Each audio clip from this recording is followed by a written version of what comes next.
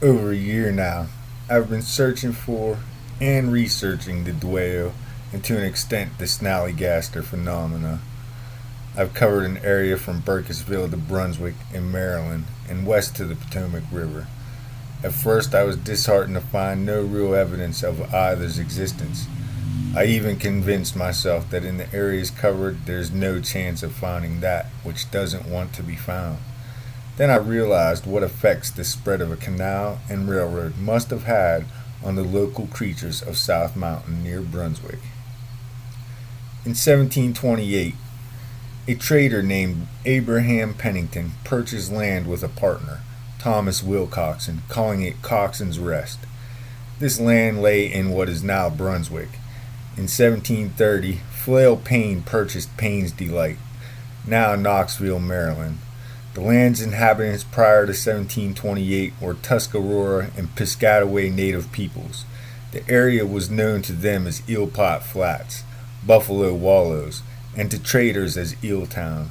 So prior to this time, we know food was readily available for both Dewejo and the Snallygaster, if indeed they are physical entities. Later names for the Brunswick area, like German Crossing, Potomac Crossing, Hawkins Mary Peepo Day, Berlin, and Barry, tell us several things. From 1728 on, immigrants from Germany and Ireland flooded the area and used this as a common crossing into Virginia. It also gives us a clue to Snallygaster, this being a Deutsch morphism of Schnellgaster, fast spirit. So also we should consider Dewejo to be an example of local accents and dialect morphing the werewolf into Dewejo. Without getting into modern takes on these cryptids, I plan to continue this search. In doing so, I have to follow more leads in remnant Tuscarora mythology. Would Germans use the same phrasing to describe a flying head as the natives, considering Europeans use a lineal way of thinking and the natives of old thought cyclically? This is the difficulty in researching such things. After brushing through all the known hoaxes and scams, we have to then compare etymology, thought processes, and the world viewpoints of the people of those time periods. Now returning to the Brunswick and Knoxville area, by 1890 the railroad incorporated the town name of Brunswick. The area became more populated and few reports of Dewejo and Snallygaster continued. At this point, I'm going to drop Snallygaster from our concentration and we will continue only with the hunt for Dewejo. Once I heard Dewejo's howl, I was north of Burkittsville and south of Middletown.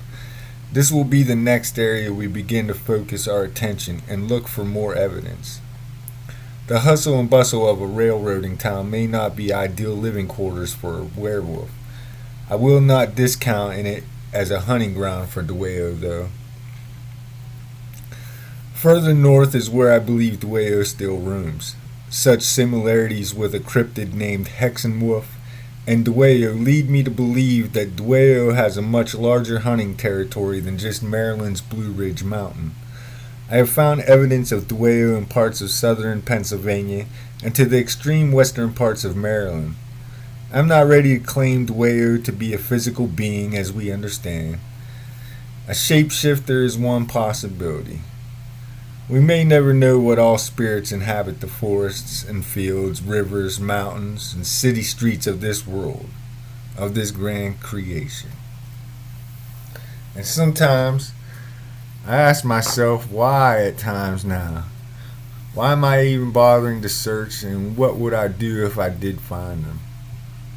I think that even at the very start, I was looking for a good fight without weapons.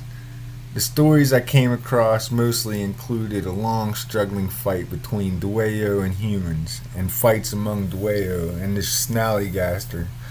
So Dewejo is a fighter that may even represent the fight and struggle of life in the wilderness, a creature on the edges of civilization and man on the edge of wilderness, struggling to remain true to itself, wrestling two different worlds.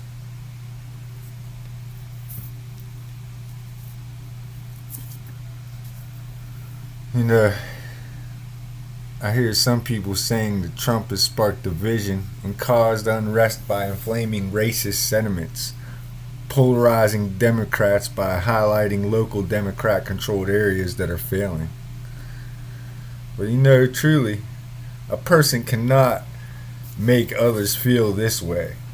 Those feelings arise from within. And the polarization is a condition caused by impressions of your own understanding and reality. That black, white, good, evil polarization is the divide causing your own racist ideology. And it's not really your own fault. Some of it's coming from the United Nations. And the United Nations is an outside governing body that has infiltrated sovereign nations with agendas contrary to the culturally accepted norms such as procreation and gender identity.